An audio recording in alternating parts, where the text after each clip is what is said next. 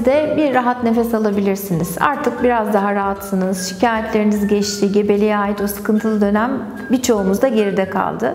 Bir kısmımız daha önce bundan kurtulmuştu.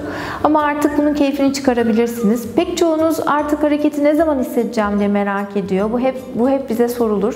Yavaş yavaş özellikle ikinci doğumu ya da üçüncü gebeliğini yaşayanlar bu kişiler biraz daha erken hissedebilir ama henüz bunu da hissetmek için erken. İlk gebeliğini yaşayanlar ise bunun için biraz daha bekleyecekler.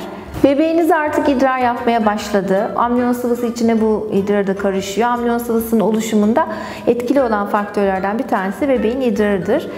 Bu arada siz de biraz daha normal yaşantınıza dönebilirsiniz. Gebelikte cinsellikle ilgili özel bir kısıtlamanız yoksa, düşük tehdit ya da erken doğum gibi bir riskiniz yoksa bu konuda da kendinizi serbest ve rahat hissedebilirsiniz. Bu arada merakla beklediğinizi biliyorum bebeğinizin cinsiyetini öğrenmeyi. Buna da çok az kaldı. 1-2 hafta daha sabır, ondan sonra onu da öğreneceksiniz.